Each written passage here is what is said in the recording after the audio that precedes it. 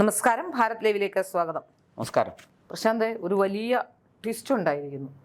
Rahul Gandhi Indian പൗരനല്ല എന്ന തരത്തിൽ നേരത്തെ മുതൽ വാർത്തകളുണ്ടായിരുന്നു. ഇരട്ട പൗരത്വമുണ്ട് എന്നതിനെ സംബന്ധിച്ചുള്ള വാർത്തകൾ വന്നിരുന്നു. നേരത്തെ സുബ്രഹ്മണ്യസ്വാമി അടക്കം ഇത് പറഞ്ഞുകൊണ്ട് കേസിന് പോയതാണ്. 2009 ഷോക്കേസ് നോട്ടീസ് കൊടുത്തതാണ്. ഇതൊക്കെ നിലനിൽക്കുമ്പോൾ 2019 ഷോക്കേസ് നോട്ടീസ് കൊടുത്താണ്. അപ്പോൾ ആ സമയത്ത് വലിയ കോലാഹലമാണ് കേരളത്തിലുണ്ടായത്. കേരളത്തിലടക്കം എല്ലാ സ്ഥലത്തും ഉണ്ടായത്. രാഹുൽ ഗാന്ധി ഇല്ലാതാക്കാനുള്ള ശ്രമമാണ്, രാഹുലിനെ വേട്ടയാടുന്നു എന്ന് പറഞ്ഞുകൊണ്ട്. ഏതായാലും അലഹബാദ് ഹൈക്കോടതി ഇന്നലെ ഒരു തീരുമാനമെടുത്തിരിക്കുന്നു. ഇത് അന്വേഷിക്കേണ്ടതാണ്. അപ്പോൾ അത് എങ്ങനെയാണ് ഇനിയുള്ള കാര്യങ്ങൾ മുന്നോട്ട് പോകുന്നത്, എന്തായിരിക്കും ഒരു നടപടി? ഇത് വളരെ രസകരമാണ്. അതായത് ഈ പല രാജ്യങ്ങൾക്കും ഇരട്ട പൗരത്വമാകാം. ഇപ്പൊ അമേരിക്കക്കാർക്ക് ചില രാജ്യങ്ങളിൽ കൂടെ പൗരത്വം എടുക്കാം. അമേരിക്കയിലും ഇസ്രായേലിലും പൗരത്വം എടുക്കാം. ഇസ്രായേലിൽ അങ്ങനെയാണ്, ഇസ്രായേലുകാരന് അമേരിക്കയിലും പൗരത്വം എടുക്കാം. പക്ഷെ നമ്മുടെ രാജ്യത്തെ ഭരണഘടന അനുസരിച്ച്, നമ്മുടെ ഈ സംവിധാനങ്ങൾ അനുസരിച്ച് ഇന്ത്യൻ പൗരൻ മാത്രമായിരിക്കും. അയാൾ ഒരിക്കലും വിദേശ പൗരൻ, വിദേശത്തെ ഏതെങ്കിലും ഒരു വിദേശ രാജ്യത്തിന്റെ പൗരനാകാൻ അയാൾക്ക് കഴിയില്ല. അങ്ങനെയാണെങ്കിൽ ഇവിടുത്തെ പൗരത്വം റദ്ദാകും. ഇത് നമ്മുടെ ഭരണഘടന നമുക്ക് നൽകുന്ന ഒരു എന്താ പറയാ, ഒരു വാസ്തവത്തിൽ ഇതൊരു സുരക്ഷയാണ്. ആ ഇന്ത്യൻ പൗരന് കിട്ടേണ്ട എല്ലാ ആനുകൂല്യങ്ങളും എല്ലാ അവകാശങ്ങളും നമുക്ക് കിട്ടുകയും ചെയ്യും. ഒരു സംശയമില്ല. ഈ ഇരട്ട പൗരത്വമൊക്കെ വരുമ്പോൾ ചില വിഷയങ്ങളുണ്ട്. ഞാനത് നമ്മുടെ ഈ വിഷയവുമായിട്ട് ബന്ധമില്ലാത്തത് കൊണ്ട് ഞാൻ അതിലേക്ക് പോകുന്നില്ല. അതൊരു നിയമപ്രശ്നം കൂടിയാണ്. സത്യത്തിൽ നിയമവിദഗ്ധരാണ് അതിനെക്കുറിച്ച് സംസാരിക്കേണ്ടത്.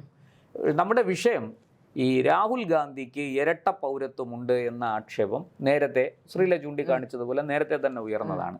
എനിക്ക് തോന്നുന്നു ഇത് ഏറ്റവും ആദ്യം ഉന്നയിച്ചത് നമ്മുടെ ഡോക്ടർ സുബ്രഹ്മണ്യസ്വാമിയാണ്.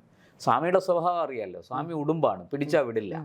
സ്വാമി ഇത് മുറുകെ പിടിക്കുകയും ഈ രാഹുലിനെ വലിയ രീതിയിൽ ആക്രമിക്കുകയും ചെയ്തു. സോണിയാഗാന്ധിയുടെ പ്രധാനമന്ത്രി പദത്തിലേക്ക് അതും ഈ ഭരണഘടനയിലെ ക്ലോസ് വെച്ച് പറഞ്ഞ് മനസ്സിലാക്കിച്ച് നടക്കില്ല എന്ന് ബോധ്യപ്പെടുത്തിയതും സുബ്രഹ്മണ്യസ്വാമിയാണ്. പക്ഷേ ഈ പറഞ്ഞതുപോലെ സ്വാമിയുടെ വാദമുഖങ്ങൾ അത്ര പെട്ടെന്നല്ല, അങ്ങനെ ജനങ്ങൾക്ക് അംഗീകരിക്കില്ല. ഒന്നാമത് ജനങ്ങൾ പെട്ടെന്ന് അംഗീകരിക്കില്ല. പക്ഷേ അവസാന ലാപ്പിൽ എത്തുമ്പോൾ സുബ്രഹ്മണ്യസ്വാമിയാണ് ശരിയെന്ന്, സ്വാമിയാണ് വിജയിക്കുന്നത്. ഇതുവരെ അദ്ദേഹത്തിന് ഒരു പരാജയം ഉണ്ടായിട്ടില്ല. അതെ. അപ്പോൾ ഇവിടെ ഈ രാഹുൽ ഗാന്ധിയുടെ വിഷയത്തിൽ നേരത്തെ തന്നെ ഈ പറഞ്ഞതുപോലെ സോണിയയുടെ പൗരത്വവുമായിട്ട് ബന്ധപ്പെട്ടും ചില ഇഷ്യൂസ് ഉണ്ട്. സോണിയയ്ക്ക് ഇറ്റാലിയൻ പൗരത്വം നിലനിൽക്കുന്നതായിട്ട് ഒരു ആക്ഷേപമുണ്ട്. അങ്ങനെ ഇറ്റാലിയൻ പൗരത്വം നിലനിൽക്കെ തന്നെ സോണിയ ഇന്ത്യയിലെ വോട്ടർ പട്ടികയിൽ കടന്നുകൂടി എന്നൊരു ആക്ഷേപം. ഇങ്ങനെയൊക്കെ അതൊക്കെ അതിന്റെ ഒരു കേസ് നടക്കുന്നുണ്ട്. അപ്പൊ ഇതൊക്കെ വളരെ നേരത്തെ തന്നെ. അപ്പൊ ഒരു ഇറ്റാലിയൻ പൗരയായ സ്ത്രീക്ക് ഒരു ഇന്ത്യൻ പൗരന് ജനിച്ച മകനാണ് രാഹുൽ ഗാന്ധി എന്നാണ് നമ്മൾ മനസ്സിലാക്കിയിരിക്കുന്നത്. അപ്പോൾ അതിനനുസരിച്ച് രാഹുലിന് അച്ഛൻ്റെ പൗരത്വമാണോ അമ്മയുടെ പൗരത്വമാണോ ലഭിക്കുക എന്നൊക്കെയുള്ള ചോദ്യമുണ്ട്. ഇതൊക്കെ നിയമപ്രശ്നങ്ങളാണ്, അതവിടെ നിൽക്കട്ടെ. ഇവിടെ രാഹുൽ കാണിച്ചത് അദ്ദേഹം ഒരു ബ്രിട്ടീഷ് കമ്പനി സ്വന്തമായിട്ട് രജിസ്റ്റർ ചെയ്ത് അവിടെ അതിൻ്റെ ഓഡിറ്റും മറ്റു കാര്യങ്ങളും ഒക്കെ നടന്നപ്പോൾ താൻ ഒരു ബ്രിട്ടീഷ് പൗരനാണ് എന്ന സത്യവാങ്മൂലം നൽകിയിട്ടുണ്ട്. അതായത് 2002 മുതൽ 2009 വരെ ആ കമ്പനിയുടെ ഓഡിറ്റ് റിപ്പോർട്ടുകളിലെല്ലാം രാഹുൽ ഗാന്ധിയുടെ പേരാണ്. ബ്രിട്ടീഷ് പൗരത്വമുണ്ട്. അഡ്രസ് അവിടുത്തെയാണ്. ബ്ലാക്ക് ഹോപ്പ് എന്ന് പറയുന്ന കമ്പനിയാണ് ആ കമ്പനിയുടെ എല്ലാ നടപടിക്രമങ്ങളും. Black hope. അപ്പോൾ ഇത് അത് മാത്രമല്ല, കമ്പനിക്ക് കൊടുത്തിരിക്കുന്ന അഡ്രസ് എന്താണെന്ന് അറിയാം. അതായത് ജവഹർലാൽ നെഹ്റുവിന് ലണ്ടനിൽ ഒരു വസതിയുണ്ട്. ആ വസതിയുടെ മേൽവിലാസമാണ് കൊടുത്തിരിക്കുന്നത്. അപ്പോൾ ഇത് ഇന്നും ഇന്നലെയും തുടങ്ങിയ ഒരു തട്ടിപ്പല്ല. സത്യത്തിൽ വളരെ ക്ലിയർ ആയ വയലേഷൻ ഉണ്ടെന്ന് ബോധ്യമാകുന്ന കാര്യമാണ്. പ്രഥമ ദൃഷ്ടിയ ഇതിനകത്ത് നിയമലംഘനം നടന്നിരിക്കുന്നു എന്ന് നമുക്ക് മനസ്സിലാക്കാം. അപ്പോൾ അങ്ങനെ ഇത്രയും നീണ്ട വർഷം ജനങ്ങളെ പറ്റിക്കുന്നു. ഓഡിറ്റ് റിപ്പോർട്ടിൽ ഈ പറഞ്ഞതുപോലെ ഞാനൊരു ബ്രിട്ടീഷ് പൗരനാണ് എന്ന് സത്യവാങ്മൂലം കൊടുക്കുകയും അത് അവിടുത്തെ ഔദ്യോഗികമായി അത് അവരെ അംഗീകരിക്കുകയും ഒക്കെ ചെയ്തിരിക്കുന്ന ഒരു സാഹചര്യമുണ്ട്. ആ സാഹചര്യമാണ് ഈ സുബ്രഹ്മണ്യസ്വാമി ചൂണ്ടിക്കാണിച്ച് രാഹുലിനെ അയോഗ്യനാക്കണം, രാഹുലിനെ മത്സരിക്കാൻ അനുവദിക്കരുത്, രാഹുൽ ഇന്ത്യൻ പൗരനല്ല എന്നുള്ള കാര്യങ്ങളുമായിട്ട് രംഗത്ത് വന്നത്. പക്ഷേ എന്തോ ഈ കേസ് എവിടെയൊക്കെയോ തട്ടി അങ്ങനെ നിന്നു. എനിക്ക് തോന്നുന്ന കേന്ദ്ര സർക്കാർ 2014 വന്ന മോദി സർക്കാർ ഈ സോണിയയ്ക്കും കുടുംബത്തിനും എതിരെ നിയമ നടപടികൾ സ്വീകരിക്കുന്നതിൽ ലാഗ് ചെയ്തിട്ടുണ്ട്. അതെനിക്ക് തോന്നുന്നു ഒരു പക്ഷേ അവർക്കൊരു ഭയമുണ്ട്. നെഹ്റു കുടുംബത്തെ വേട്ടയാടുന്നു, സ്വാതന്ത്ര്യ സമര സേനാനികളെ വേട്ടയാടുന്നു എന്ന തലത്തിലൊക്കെ വ്യാഖ്യാനിക്കപ്പെടുന്നു. ഒരു വരി കൂടി അതിൽ ചേർക്കണം. അതായത് അടിയന്തരാവസ്ഥ കഴിഞ്ഞപ്പോൾ ഇന്ദിരയെ അറസ്റ്റ് ചെയ്തു. അന്ന് ജനതാ സർക്കാർ ഇന്ദിരയെ അറസ്റ്റ് ചെയ്ത് അകത്തിട്ടു. പിന്നീട് അപ്പോൾ അന്ന് ഇന്ദിരാഗാന്ധി വലിയ രീതിയിൽ ഇരവാദം, ഒരു സ്ത്രീയായ എന്നെ ഇങ്ങനെ വേട്ടയാടുന്നു, ഞാൻ എന്ത് തെറ്റാണ് ചെയ്തത്, ഞാനൊരു തെരഞ്ഞെടുപ്പ് ചട്ടം അല്ലേ ലംഘിച്ചുള്ളൂ, ഞാൻ അല്ലാതെ ഈ രാജ്യത്തെ ഞാൻ വേറെ ദേശദ്രോഹം ഒന്നും ചെയ്തില്ലല്ലോ എന്ന് പറഞ്ഞ് ഇന്ദിരാഗാന്ധി വലിയ ചട്ടം ലംഘിക്കുന്ന ഏറ്റവും വലിയ നിയമലംഘനമാണ്. അപ്പൊ ഇന്ദിരാഗാന്ധി വലിയ വായിൽ ഇരവാദം മുഴക്കാൻ തുടങ്ങി. അത് 80-ൽ അവർക്ക് അനുകൂലമായി മാറുകയും അവരുടെ സർക്കാർ തിരിച്ചു വരികയും ചെയ്തു. മാത്രമല്ല അന്ന് ഇന്ദിരാഗാന്ധി RSSുമായിട്ട് കോംപ്രമൈസ് ചെയ്തു. RSS ഈ പറഞ്ഞതുപോലെ മറ്റത് RSS നേരിട്ടിറങ്ങി ഇന്ദിരയെ പരാജയപ്പെടുത്താനുള്ള ചുക്കാൻ പിടിച്ചു. അതിൽ നിന്ന് RSS പിൻവാങ്ങി. അപ്പോൾ 80-ൽ ഇന്ദിര വീണ്ടും അധികാരത്തിൽ വരികയും പിന്നീട് ഈ ഓപ്പറേഷൻ ബ്ലൂ സ്റ്റാർ അവരുടെ മരണത്തിൽ കലാശിച്ചതൊക്കെ നമുക്കറിയാം, ചരിത്രമാണ്. ഇവിടെ അതുകൊണ്ട് തന്നെ BJP സർക്കാരിനും നരേന്ദ്രമോദിക്കും അമിത്ഷായ്ക്കും ഈ സോണിയയോ മക്കളെയോ ഏതെങ്കിലും വിധത്തിൽ അറസ്റ്റ് ചെയ്ത് ജയിലിലടച്ചാൽ അത് വലിയ വിഷയമായി മാറും. അത് ഒരു അത്തരത്തിൽ ശക്തമായ ഇരവാദം ഉണ്ടാകും. അത് അവർക്ക് അനുകൂലമായി മാറും, രാഷ്ട്രീയമായിട്ട് അവർ ചെയ്യും എന്നൊരു ഭയം BJPക്ക് ഉണ്ട്. അത് സത്യമാണ്.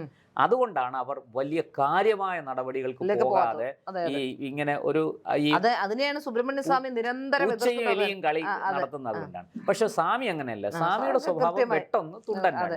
അപ്പൊ സ്വാമി ഈ കേസുമായിട്ട് മുന്നോട്ട് പോയിട്ട് കേന്ദ്ര സർക്കാർ പലപ്പോഴും ഒരു അഭിപ്രായം പറയാം. കാരണം പൗരത്വ വിഷയത്തിൽ തീരുമാനമെടുക്കേണ്ടത് ആഭ്യന്തര വകുപ്പാണ്. അപ്പൊ അത് കൃത്യമായി ആഭ്യന്തര വകുപ്പ് കോടതിയിൽ ഇത് പറഞ്ഞു കഴിഞ്ഞാൽ തീർച്ചയായും രാഹുൽ ഗാന്ധിയുടെ പൗരത്വം ഇവിടുത്തെ റദ്ദാകും. രാഹുൽ ഗാന്ധി ഒന്നുമല്ലാതാകും. പക്ഷെ അതിന് കേന്ദ്ര സർക്കാർ ഇതുവരെ തയ്യാറായിട്ടില്ല. അതുകൊണ്ട് സത്യത്തിൽ അത് കൊടുക്കുന്ന ഒരു ആനുകൂല്യമാണെന്ന് ഞാൻ പറഞ്ഞു. അതൊരു വിഷയം അല്ല. ഇവര് മോദിയെ ഇങ്ങനെ കണക്കറ്റ് ചീത്ത പറയുമ്പോൾ തിരിച്ച് മോദി എന്തെങ്കിലുമൊക്കെ ഉപകാരം ചെയ്യണ്ടേ? അത് അത്രയും അങ്ങനെയാണെന്ന് കരുതിയാൽ മതി. പിന്നെ മറ്റൊന്ന്, കാരണം BJPക്ക് ഏറ്റവും വലിയ സഹായം ചെയ്തുകൊണ്ടിരിക്കുന്നത് രാഹുൽ ഗാന്ധിയും കുടുംബവും.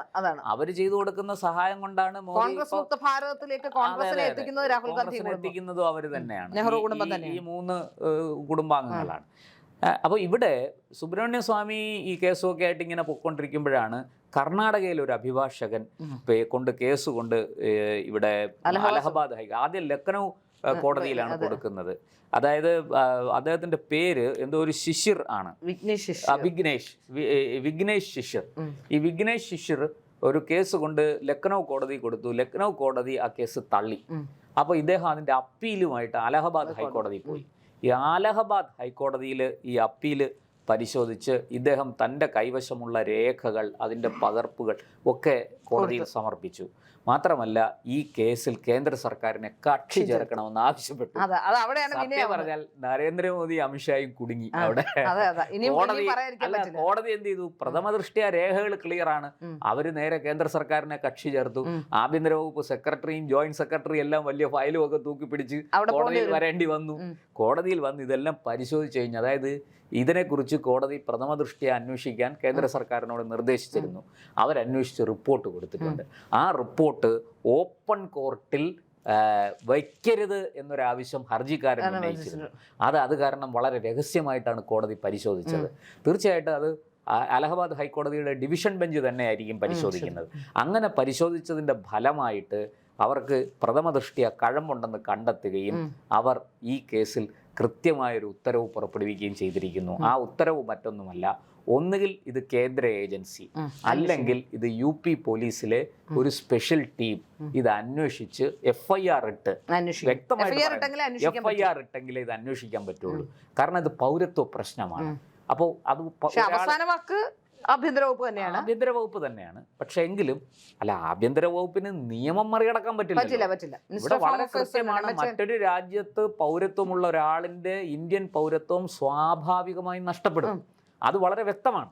അതുകൊണ്ടാണ് ഈ ആഭ്യന്തര വകുപ്പ് ഇങ്ങനെ ഈ തട്ടിമുട്ടി നിന്നത്. പക്ഷെ ഇനിയിപ്പോൾ അത് നടക്കില്ല. വളരെ കൃത്യമായിട്ട് റിപ്പോർട്ട് കോടതിയിൽ കൊടുക്കേണ്ടി വരും. ഈ പറഞ്ഞതുപോലെ ഒന്നുകിൽ കേന്ദ്ര ഏജൻസി, അത് മിക്കവാറും NIA-യോ CBI-യോ ആയിരിക്കും അന്വേഷിക്കുന്നത്. അതിനകത്ത് ഈ പറഞ്ഞ പോലെ എക്സ്റ്റേണൽ അഫയേഴ്സ് മിനിസ്ട്രിയുടെ വിദഗ്ധരുണ്ടാകും. പ്ലസ് അല്ലെങ്കിൽ ഈ പറഞ്ഞതുപോലെ UP പോലീസിന്റെ സ്പെഷ്യൽ ടീം അന്വേഷിക്കുക, റിപ്പോർട്ട് കൊടുക്കുക. ഈ റിപ്പോർട്ട് കിട്ടിക്കഴിഞ്ഞാൽ കോടതിക്ക് ഇക്കാര്യത്തിൽ ഒരു തീരുമാനം പറയാൻ പറ്റും. അപ്പോൾ അവിടെ നമ്മൾ മനസ്സിലാക്കേണ്ട കാര്യം, ഈ രാഹുൽ ഗാന്ധിയുടെ ഇനി ഈ പറയുന്നത് പോലെ ബ്രിട്ടീഷ് പൗരത്വം കോടതിയിൽ തെളിയിക്കപ്പെട്ടു. ഇപ്പൊ നമുക്കറിയില്ലല്ലോ, ഈ രേഖകളുടെ അടിസ്ഥാനത്തിൽ അത് തെളിയിക്കപ്പെട്ടു. രാഹുലിന്റെ പ്രതിപക്ഷ നേതൃസ്ഥാനം പോവും, MP സ്ഥാനം പോവും, സകലമാന രാഹുൽ വഹിക്കുന്ന പദവികളിൽ നിന്നെല്ലാം അദ്ദേഹം പുറത്താകും എന്നുള്ള കാര്യം തീർച്ചയാണ്. ഇത് വളരെ മാത്രമല്ല എനിക്ക് തോന്നുന്നില്ല സ്ഥിരതാമസം പോലും പറ്റുമോ എന്ന്. അവിടുത്തെ ഒരു പൗരന് ഇവിടെ അതിനുള്ള വ്യവസ്ഥകൾ ഉണ്ടാവണം. വിസ വേണം, വിസ എടുക്കണം. വിസ എടുത്താലേ അദ്ദേഹത്തിന് ഇവിടെ താമസിക്കാൻ പറയാം എന്റെ അമ്മയും പെങ്ങളും ഒക്കെ ഇവിടെ ഉണ്ട്, അതുകൊണ്ട് എനിക്ക് വിസ തരണം എന്ന് പറയാം. അത് ചിലപ്പം കേന്ദ്ര സർക്കാർ അതെന്തെങ്കിലും ചെയ്യുമായിരിക്കാം. പക്ഷെ എന്നാലും രാഷ്ട്രീയം അടക്കം. പക്ഷെ ഇതിനകത്ത് നമ്മൾ ഒരു കാര്യം മനസ്സിലാക്കേണ്ടത്, ഏതാണ് ഈ ബ്ലാക്ക് ഹോക്ക് എന്ന് പറയുന്ന കമ്പനി? ഇതൊരു ഡിഫൻസ് ഡീൽ കമ്പനിയാണ്. അപ്പോൾ ഇന്ത്യയിലെ പ്രതിപക്ഷ നേതാവിന് ബ്രിട്ടനിലെ ഒരു ഡിഫൻസ് കമ്പനിയുടെ ഓണറാണ് ഇന്ത്യയിലെ പ്രതിപക്ഷ നേതാവ് എന്ന് പറയുമ്പോൾ അതിനകത്ത് ദുരൂഹതയൊന്നും തോന്നുന്നു. തീർച്ചയായിട്ടും ദുരൂഹതയുണ്ട്. ഈ നാട്ടിലെ മാപ്രകളൊക്കെ എവിടെ പോയി? എല്ലാം കൂട്ടത്തോടെ ചത്തുപോയോ? അല്ല, അത് അവർക്ക് ആകെയുള്ള കാരണം കേരളത്തിലെ ഒരു, ഇന്ത്യയിലെ മൊത്തത്തിൽ പറയാൻ പറ്റില്ല, കേരളത്തിലെ ഒരു അവസ്ഥ വെച്ചിട്ട് മൊത്തം ഇടതുപക്ഷക്കാര്, അവർക്ക് ഇടതുപക്ഷക്കാർക്ക് ചൂണ്ടിക്കാണിക്കാൻ ഒരാളില്ല. അതുകൊണ്ട് ഇടതുപക്ഷം കൂടി ഏറ്റെടുത്തിരിക്കുകയാണ് രാഹുൽ ഗാന്ധി. അതുകൊണ്ട് മിണ്ടില്ല. കേരളത്തിലെ ഇടതുപക്ഷവും ഇല്ല വലതുപക്ഷവും രാജ്യവുമായി ബന്ധപ്പെട്ട ദേശീയ പക്ഷത്ത് നിന്നുകൊണ്ട് രാഹുൽ ഗാന്ധി അല്ല, നരേന്ദ്രമോദി അല്ല, അമിത്ഷാ അല്ല, ഇനി ആരാണെങ്കിലും ശരി, ഈ കാര്യത്തിൽ ഒരു വിട്ടുവീഴ്ചയും പാടില്ല. രാജ്യമാണ് നഷ്ടപ്പെടുന്നത്. ദേശീയത ഉയർത്തിപ്പിടിക്കുന്ന കാര്യത്തിൽ ഒരലംഭാവവും പാടില്ല.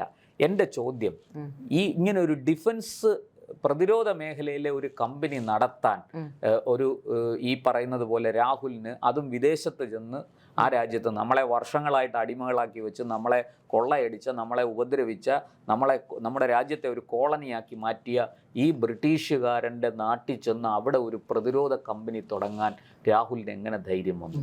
ഇത് ആര്, രാഹുൽ തുടങ്ങിയതാണോ അതോ മറ്റാരെങ്കിലും തുടങ്ങി ഏറ്റെടുത്തതാണോ? ഒരുപാട് ചോദ്യങ്ങൾക്ക് ഉത്തരം കിട്ടണം. പല കമ്പനികളും അങ്ങനെ ഉണ്ടെന്ന് മനസ്സിലാക്കുന്നു. കോടതി ആന്റിക്കുമായി ബന്ധപ്പെട്ട് ഈ ശബരിമലയിലെ അതും സുബ്രഹ്മണ്യ സ്വാമി തന്നെയാണ് കൊണ്ടുവന്നത്. 2 കമ്പനികൾ അത്തരത്തിൽ സഹോദരിമാർ രണ്ടുപേരും, അതായത് സോണിയാഗാന്ധിയുടെ സഹോദരിമാർ രണ്ടുപേരും, അതാണ് ഈ ശബരിമലയുമായി കണക്ട്. അപ്പൊ അങ്ങനെ കമ്പനികൾ നടത്തുന്നവരാണിവർ. അതുകൊണ്ടാണ് ഈ ഉണ്ണികൃഷ്ണൻ പോറ്റി സോണിയാഗാന്ധിയെ കാണാൻ പോയതൊക്കെ വലിയ രീതിയിൽ ചർച്ച ചെയ്യപ്പെട്ടത്. അതിന്റെ കൂടുതൽ അന്വേഷണത്തിലേക്കൊന്നും പോയില്ല, എനിക്കറിയില്ല. എന്റെ ചോദ്യം മറ്റൊന്നാണ്, ഈ കോടതി വെറും പൗരത്വ പ്രശ്നമാണോ അന്വേഷിക്കാൻ പറഞ്ഞിരിക്കുന്നത്, അതോ ഈ പറഞ്ഞതുപോലെ അതുകൊണ്ടാണ് FIR ഇടണമെന്ന് പറഞ്ഞത്, ഈ വെയർഅബൌട്ട്സ് എല്ലാം അന്വേഷിക്കാൻ പറഞ്ഞിരിക്കുന്നത്? ഈ പറഞ്ഞ പ്രതിരോധ മേഖലയിലെ എന്തിനാണ് ഒരു കമ്പനി നടത്തുന്നത്? മാത്രമല്ല ഇന്ത്യയിൽ നിന്ന് എവിടെയെങ്കിലും പോയി കഴിഞ്ഞാൽ ഇന്ത്യയെ ഇകഴ്ത്തി കാണിക്കുന്ന പ്രസ്താവനകളാണ് നിരന്തരം ചെയ്യുന്നത്. അതും ശ്രദ്ധിക്കപ്പെടേണ്ട ഒരു കാര്യമാണ്. നമ്മളത് ഒരു സാധാരണ സംഭവമായി കാണരുത്. ഇന്ത്യക്കാരനാണെങ്കിലല്ലേ ഇന്ത്യയോട് അത് വേറൊരു കാര്യം. ദേശീയ ബോധവും അഭിമാനവും ഒക്കെ തോന്നുള്ളൂ. ഇതിപ്പോ അദ്ദേഹം തന്നെ പറയുന്നു ഞാൻ ബ്രിട്ടീഷ് പൗരനാണെന്ന്. പിന്നെ നമുക്കൊന്നും ചെയ്യാൻ കഴിയില്ല. ഒരാൾ സ്വയം ഞാൻ ഇങ്ങനെയാണ് എന്ന് പറഞ്ഞാൽ ആർക്കും അതിനെ ഖണ്ഡിക്കാൻ സാധിക്കില്ല. അപ്പൊ ഇവിടെ എന്റെ സംശയം ഇതാണ്, ഈ പ്രതിരോധ മേഖലയിൽ ഒരു കമ്പനി നടത്തുന്നു, ഇത് നിസ്സാരമല്ല, അത് വളരെ കൃത്യമായിട്ട് അന്വേഷിക്കേണ്ടതാണ്. കേന്ദ്ര സർക്കാർ ഇക്കാര്യത്തിൽ അലംഭാവം കാണിക്കുന്നെങ്കിൽ അത് ഗുരുതരമായ ഏത് രാഷ്ട്രീയ പാർട്ടിയാണെങ്കിലും തെറ്റാണ്, ക്രമക്കേടാണ്. ആർക്കും ഈ കാര്യത്തിൽ ആരെയും സഹായിക്കേണ്ട ബാധ്യതയില്ല. നിയമത്തിന്റെ വഴിക്ക് പോകണം എന്നുള്ളതാണ് തീർച്ചയായിട്ടും. അതിനകത്ത് എന്ത് നഷ്ടം വന്നാലും അതും കാൽക്കുലേറ്റ് ചെയ്യപ്പെടേണ്ടതില്ല. രാഷ്ട്രീയ നഷ്ടങ്ങളോ എന്ത് നഷ്ടങ്ങളോ അതൊന്നും ഇവിടെ ഒരു വിഷയമേ. അപ്പോൾ അതുകൊണ്ട് അത് കൃത്യമായിട്ട് അതിനെ അന്വേഷിക്കേണ്ടതാണ്. അക്കാര്യത്തിൽ ഒരു സത്യം എന്താണെന്ന് അറിയാൻ ഇന്ത്യയിലെ ജനങ്ങൾക്ക് അവകാശമുണ്ട്. കാരണം രാഹുൽ ഒരു ക്യാബിനറ്റ് പദവി വഹിക്കുന്ന ആളാണ്. പ്രതിപക്ഷ നേതാവ് എന്ന് പറയുന്നത് നിസ്സാരമല്ല. തീർച്ചയായിട്ടും അത് പ്രധാനമന്ത്രിക്ക് തുല്യമായ പദവിയാണ്. പ്രധാനമന്ത്രിക്ക് മുഖത്തോട് മുഖം നിൽക്കാൻ കഴിയുന്ന ഒരു പദവിയാണ്. നമ്മുടെ ജനാധിപത്യത്തിന്റെ ഏറ്റവും വലിയ ശക്തിയും കരുത്തും അവിടാണ്. അതായത് എതിർക്കപ്പെടുന്ന ആൾക്കാരുടെ നോമിനിയാണ്. അതെ, അനുകൂലിക്കുന്ന ആൾക്കാരെക്കാൾ ഉപരി പ്രധാനമന്ത്രിയെയും സർക്കാരിനെയും തിരുത്തേണ്ട ഒരു തിരുത്തൽ ശക്തിയാണ് പ്രതിപക്ഷം. ആ തിരുത്തൽ ശക്തി ജനാധിപത്യത്തിന്റെ മനോഹാരിത.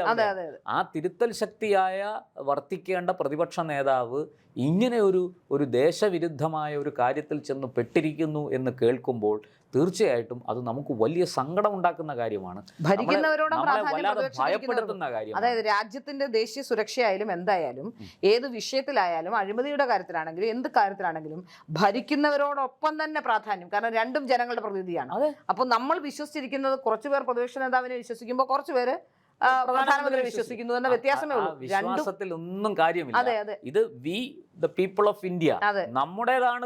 അതെ. അപ്പൊ അത് നമ്മുടെ പ്രധാനമന്ത്രിയാണ്, നമ്മുടെ പ്രതിപക്ഷ നേതാവാണ്. അദ്ദേഹം തിരുത്തേണ്ടതാണ്. അല്ലെങ്കിൽ അങ്ങനെ തിരുത്തേണ്ട സമയത്തോ അല്ലെങ്കിൽ ഒരു ക്രിയാത്മകമായ പ്രതിപക്ഷം പോലും ആകാൻ സാധിക്കുന്നില്ല എന്ന് പറയുമ്പോൾ അദ്ദേഹത്തിന് വേറെന്തോ താല്പര്യമുണ്ട്. ഇടയ്ക്കിടയ്ക്ക് കാണാതാവുന്നു, ഇടയ്ക്കിടയ്ക്ക് അദ്ദേഹത്തെ കാണാതാവുന്നു, എവിടാന്ന് പോലും അറിയില്ല. അതെല്ലാം ഇവിടെ വിഷയമാണ്.